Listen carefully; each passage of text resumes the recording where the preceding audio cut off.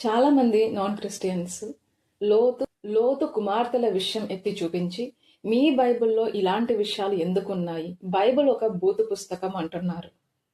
చాలా మంది క్రిస్టియన్స్ కూడా అలా ఎందుకు ఉంది, దేవునికి అన్నీ తెలుసు కదా, ఈ సంఘటనని బైబిల్లో పెట్టకుండా ఉండాల్సింది అనేది వారి ఆలోచన. ఎందుకంటే ఈ విషయాన్ని సమర్థించి మాట్లాడలేరు, అలాగని విమర్శించే వారితో పూర్తిగా అంగీకరించలేని పరిస్థితి, సమాధానం చెప్పుకోలేని పరిస్థితి. దాదాపు నెల రోజుల ముందు నేను బైబిల్ మీద రోజు ఒక వీడియో అనేది పోస్ట్ చేయాలి అని స్టార్ట్ చేసినప్పుడు లోతు కుమార్తెల విషయం నేను కూడా ఒక ఛానల్లో కామెంట్ అనేది చూశాను. చాలా ఫాస్ట్ గా రోజులు గడిచిపోయాయి. ఈ రోజు 19వ అధ్యాయంలో ఈ భాగం ఉండడం కారణంగా నేను కూడా దాని మీద మాట్లాడాల్సి వస్తుంది. వీడియోలో మనం కేవలం ఆ అధ్యాయంలో ఏముంది అని మాత్రమే కాకుండా దానికి దారితీసిన పరిస్థితులు, అదే విధంగా దాని నుంచి మనం నేర్చుకోవాల్సిన పాఠాలు కూడా చూద్దాము. 18వ అధ్యాయంలో ఇద్దరు దేవదూతలు సొదొమ వైపు వెళ్ళిరి అని మనం చూసాము. ఆ ఇద్దరు దేవదూతలను లోతు చూడడం మనము 19వ అధ్యాయం స్టార్టింగ్ లో గమనిస్తాము. ఆ ఇద్దరు దేవదూతలను చూసిన లోతు తన ఇంటికి ఆహ్వానిస్తాడు. మొదట ఆ ఇద్దరు దేవదూతలు నిరాకరించిన నడివీధిలో రాత్రి వెళ్ళబుచ్చెదము అని లోతుతో చెప్పినా కూడా లోతు బలవంతం చేయడం మీద వారు అతని ఇంటికి వెళ్లడం జరుగుతుంది. అదే విధంగా వారి కోసం సిద్ధపరిచిన భోజనం చేస్తారు. అప్పుడు సొదొమ మనుష్యులు చిన్నవారు పెద్దవారు అని తేడా లేకుండా నలుదిక్కుల నుండి ఆ ఇంటి చుట్టూ కూడి, ఈ రాత్రి నీ యొద్దకు వచ్చిన మనుష్యులు ఎక్కడా, మేము వారిని కూడునట్లు మా యొద్దకు వారిని వెలుపలికి తీసుకుని రమ్మని లోతుతో చెప్పడం జరుగుతుంది. లోతు దానిని అంగీకరించకుండా ఇంటికి వచ్చిన అతిథులకు ప్రొటెక్షన్ ఇస్తూ తన కుమార్తెలను సైతం వారికి ఇచ్చివేయడానికి సిద్ధపడతాడు లోతు.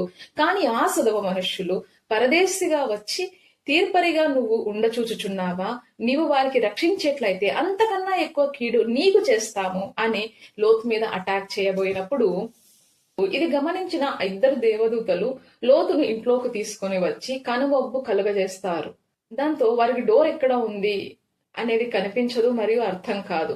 అప్పుడు ఆ ఇద్దరు దేవదూతలు లోతుతో, నీకు కలిగిన వారందరినీ, నీకు అయిన వాళ్ళందరినీ వెలుపలికి తీసుకుని ఈ చోటును మేము నాశనం చేయడానికే వచ్చాము అని లోతుతో చెప్తారు. అప్పుడు లోతు అప్పటికప్పుడు ఆ రాత్రి పూట తన కుమార్తెలతో వివాహం నిశ్చయమైన వారి ఇంటికి వెళ్లి వాళ్ళని కలిసి వాళ్లకు ఈ విషయం చెప్పి తనతో రమ్మని చెప్పినప్పుడు ఆ కాబోయే అల్లుళ్లకు ఇద్దరికి ఇది ఫన్నీగా కామెడీగా అనిపిస్తుంది. వాళ్ళు రావడం అనేది జరగదు. అప్పుడు ఆ ఇద్దరు దేవదూతలు లోతును తొందరబెట్టి అతన్ని ఇంకా ఆలస్యం చేయడం చూసి వారి కుటుంబాన్ని ఊరు బయటకు తీసుకుని వచ్చి వెనుకకు చూడకుండా ఇక్కడి నుండి పారిపోండి అని చెప్తారు. కానీ లోతు భార్య ఆ విధంగా వెనుకకు తిరిగి చూసి ఉప్పు స్తంభంగా మారుతుంది. దేవుడు గంధకమును అగ్నిని ఆకాశం నుండి కురిపించి ఆ పట్టణంలో ఉన్న ప్రతి దానిని పూర్తిగా నాశనం చేసేస్తాడు. ఆ అగ్ని వలన ఏర్పడిన ఆ మబ్బు అనేది, గాలిలోకి ఎగసిన ఆ పొగ అనేది దూరంగా నివసిస్తూ ఉన్న అబ్రహాంకు సైతం కనిపిస్తుంది. అది అబ్రహాము గమనించడం జరుగుతుంది. ఆ తర్వాత లోతు అతని కుమార్తెలు ఒక పర్వతం మీద ఒక గుహలో నివసించడము, ఆ కుమార్తెలు వారి తండ్రితో శయనించడం జరుగుతుంది. ఆ కుమార్తెలు వారి తండ్రితో శయనించడం వల్ల తప్ప మరి ఏ విధంగానూ వారికి సంతానం కలగదు అనేసి వారు ఆ నిర్ణయం అనేది అక్కడ తీసుకుంటారు. ఆ విధంగా వారు గర్భవతులై పిల్లల్ని కంటారు. వారి సంతతి మోయాబీయులుగా, అమ్మోనీయులుగా అభివృద్ధి చెందుతుంది. ఇది ఫాస్ట్ ఫార్వర్డ్ లో మనకు 19th చాప్టర్. మరి మొదటి ప్రశ్న, లోతు మరియు అతని కూతుర్లు చేసినది తప్పు కాదా అంటే తప్పేనండి.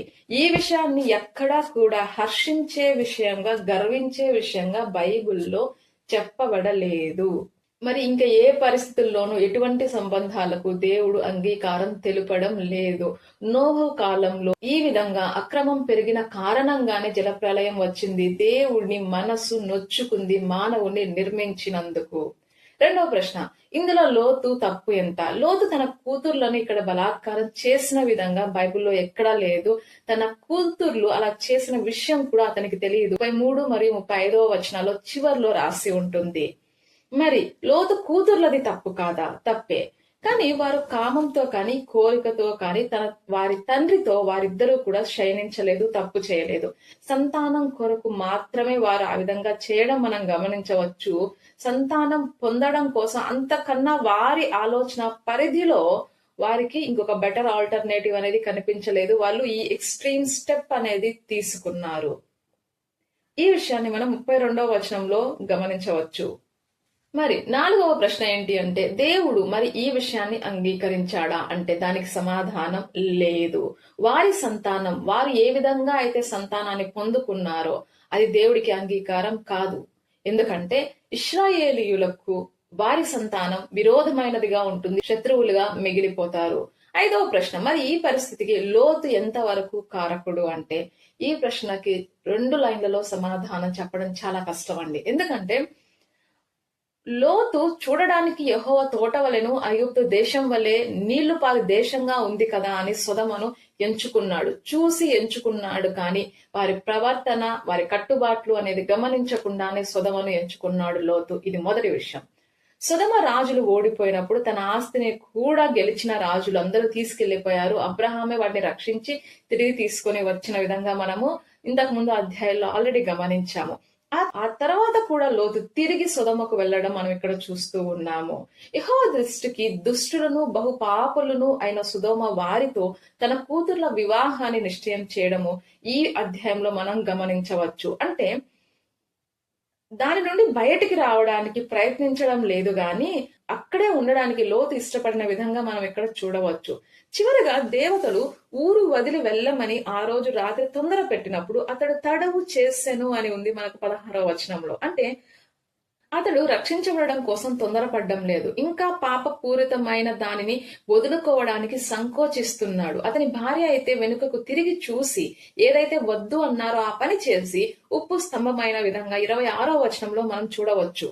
మరి దేవుడు లోతును అతని కుటుంబాన్ని ఎందుకు రక్షించాడు అంటే దేవుడు అబ్రహామును జ్ఞాపకం చేసుకుని అని 29వ వచనంలో ఉంటుంది. నీతిమంతులు ఉంటే వారిని నాశనం చెయ్యను అని దేవుడు మాట ఇచ్చాడు అబ్రహాముతో. లోతు నీతిపరుడే, అవును, కానీ అతను తీసుకున్న కొన్ని నిర్ణయాలు అతనికే భవిష్యత్తులో పాపమును అంటగట్టే పరిస్థితి ఉంది. అంతేకాకుండా కొన్ని వేల సంవత్సరాల తర్వాత కూడా, అంటే ఇప్పటికీ కూడా మన అందరికీ లోతు జీవితము ఒక పాఠం వలె మన నిర్ణయాలు ఎలా ఉండాలి, మన సహవాసాలు ఎలా ఉండాలి, మనం ఎలాంటి వారి మధ్య జీవిస్తున్నాము, ఎలాంటి వారితో సహవాసం చేస్తున్నాము, ఎలాంటి వారి కోసం దేవుని పక్కన పెట్టేస్తున్నాము అని మనల్ని మనం ప్రశ్నించుకునే విధంగా, పరిశీలించుకునే విధంగా మనకు ఒక పాఠంగా లోతు కుటుంబము, వారి జీవితము, వారి నిర్ణయాలు అనేవి ఇక్కడ ఉపయోగపడుతున్నాయి. కంటికి ఇంపైన ప్రతి దాని మీదకి మనసు పోకూడదు. దేవుడు ఒక్కొక్కసారి రెడ్ ఫ్లాగ్ ఇస్తూ ఉంటాడు మనం చేసే కొన్ని తింగర పనులకు. అప్పుడు మనం ఆగి పరిశీలించుకోవాలి. లోతుకు ఇక్కడ వార్నింగ్ ఇవ్వలేదా దేవుడు అంటే ఇచ్చాడు. సొదొమను ఓడిపోయే జాబితాలో దేవుడు చూపించలేదా? కానీ లోతు తిరిగి అదే సొదొమకు వెళ్ళాడు. తన పిల్లలను ఆ సొదొమ కట్టుబాట్లకు, పద్ధతులకు, పోకడలకు పోగొట్టుకున్న విధంగా మనం ఇక్కడ చూస్తూ ఉన్నాము. అంతేకాకుండా మరి లోతు కూతుర్ల విషయానికి వస్తే దుష్టులను బహు పాపులను అయిన సొదొమ ప్రజల మధ్య పుట్టి పెరిగిన పిల్లలు వీరు. ఒక 100 ఏళ్ల ముందు వరకు కూడా ఆడదానికి తండ్రి, భర్త, కుమారుడి చేత మాత్రమే గుర్తింపు తగ్గే సమాజం మనది. అలాంటిది వక్రీకరించిన విలువలు మనుషుల మధ్య పెరిగిన లోతు కూతుర్లు సంతానాన్ని పొందడం అనేది ముఖ్యంగా భావించారు. కానీ ఆ సంతానాన్ని ఏ విధంగా పొందుకుంటున్నాము అనేది వారు గమనించలేదు, ఆ విషయాన్ని మరిచిపోయారు. ends doesn't justify the means, never. లక్ష్యాన్ని చేరుకున్నామా లేదా అనేది మాత్రమే ఎప్పుడూ ముఖ్యం కాదు, కానీ ఆ లక్ష్యాన్ని చేరుకోవడానికి ఎలాంటి మార్గం అనుసరించారు అనేది కూడా అంతే ముఖ్యం. అదే ఇక్కడ వర్తిస్తుంది. దేవుడు మనల్ని రోబోలుగా సృష్టించలేదండి, మనుషులుగా సృష్టించాడు. మంచి చెడ్డల విఘ్నతనిచ్చాడు. మనం ఏ దారిని నడవాలో దాన్ని నిర్ణయించుకోగల తెలివి, జ్ఞానము మనుషులుగా మనకు దేవుడు ఇచ్చాడు.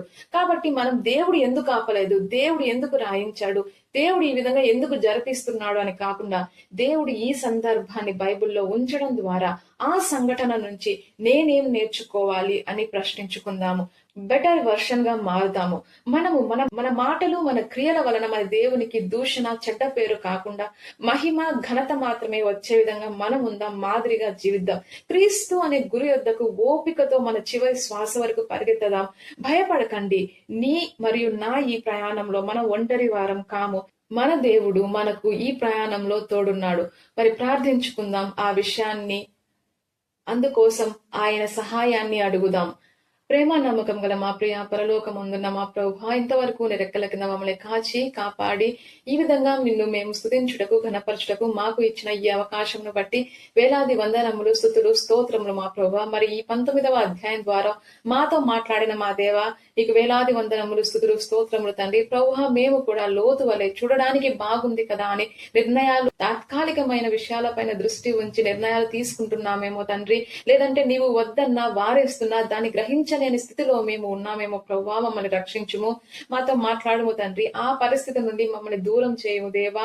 దేవా, లోతు భార్య వల్లే వద్దన్నా వెనుకకు తిరిగి చూసే అనుభవంలో మేము ఉన్నామేమో తండ్రి. నిన్నటిలో బతుకుతున్నాం దేవా.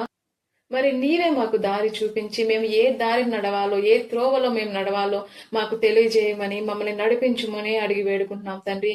లోతు కూతుళ్ళ వల్లే ఈ లోకపు స్టాండర్డ్స్ లో మేము కూడా మా జీవితాలను చూసుకుంటున్నామేమో.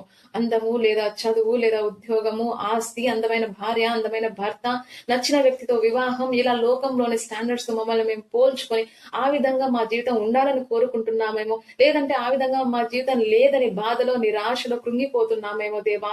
మళ్ళీ ఆ ఆలోచన తీరు నుండి రక్షించమని అడిగి వేడుకుంటున్నాం తండ్రి. మరి మా చూపు, మా ఆలోచనలు, మా మాటలు, మా క్రియలు నీకు అంగీకారములే అయ్యే విధంగా ఆయాసకరములు కాకుండా మమ్మల్ని నడిపించమని, మమ్మల్ని ప్రొటెక్ట్ చేయమని యేసుక్రీస్తు అతి పరిశుద్ధ నామమున మిమ్మల్ని అతి మిక్కిలిగా అడిగి వేడుకుంటున్నాను నా ప్రియ పరలోకమందున నా ప్రభువా. ఆమేన్. ఈ వీడియో మీద మీ ఫీడ్బ్యాక్ ని కామెంట్స్ రూపంలో తెలియజేయండి. Thank you so much for watching. See you tomorrow.